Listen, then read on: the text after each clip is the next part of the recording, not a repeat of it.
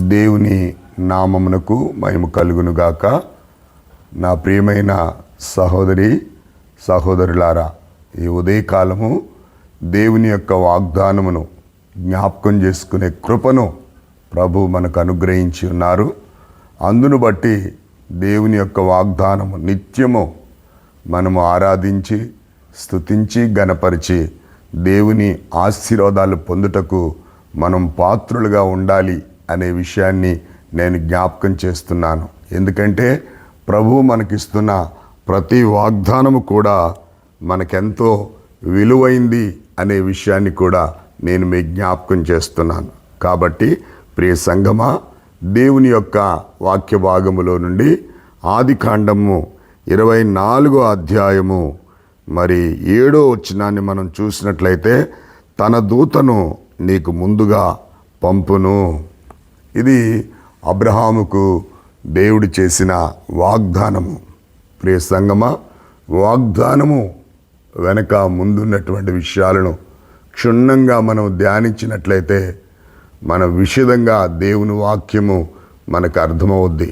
నిజంగా అబ్రహాము యొక్క కుమారుడికి వివాహ వయసు వచ్చినటువంటి తరువాత తన సేవకుడైన ఎలియాజరును అబ్రహాము పిలిచి తనతో ప్రమాణము చేయించుకొని ప్రియులారా తన బంధువుల యొక్క దేశమునకు పంపినట్లుగా మనం చూస్తూ ఉన్నాం.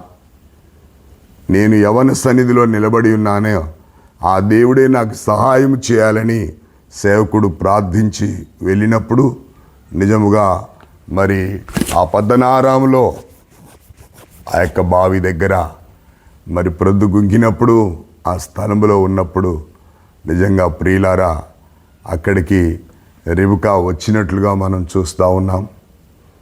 ఆ రిబకా తన యొక్క ఒంటెలకు నీళ్లు పెట్టడానికి ఆ స్థలము చేరినట్లుగా మనం చూస్తూ ఉన్నాం.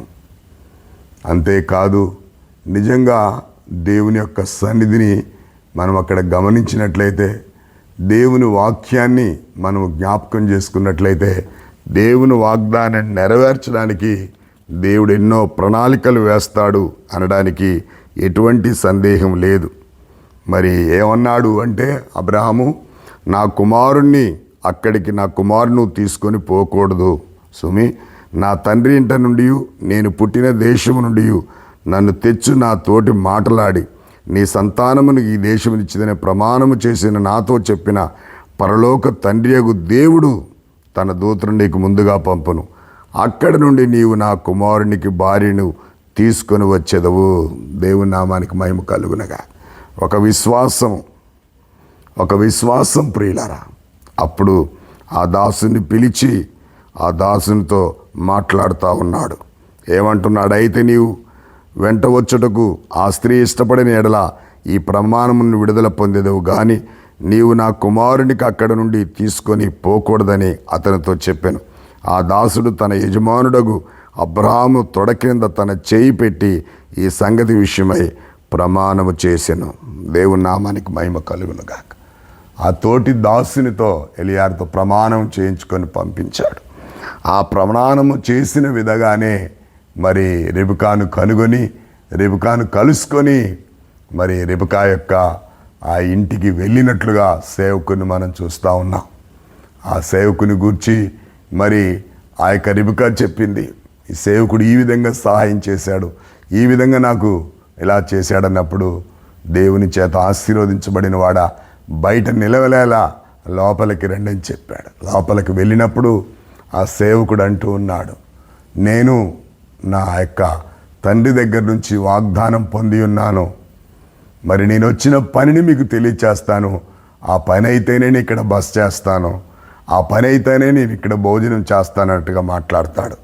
అంతేకాదు, ఆ యొక్క నీళ్లు పెట్టిన తర్వాత తీసుకొచ్చినటువంటి ఆ కడియాలు ముక్కు కమ్మిని రిబకాకు పెట్టి తనతో వెళ్ళినప్పుడు, నా యొక్క తండ్రి అబ్రహాము దేవుడు నాకు ఇలాగా చేసి పంపి ఉన్నాడు, నా కార్యము దేవుడు నెరవేర్చినట్లయితే నేను బస చేస్తానన్నప్పుడు ఆ తల్లిదండ్రులు అడుగుతారు, ఆమె వయసు వచ్చింది, ఆమె జ్ఞానము కలిగింది, ఆమెని అడుగు మీతో వస్తూ రాదన్నప్పుడు అడిగినప్పుడు నేను తప్పనిసరిగా వస్తానని చెప్పింది.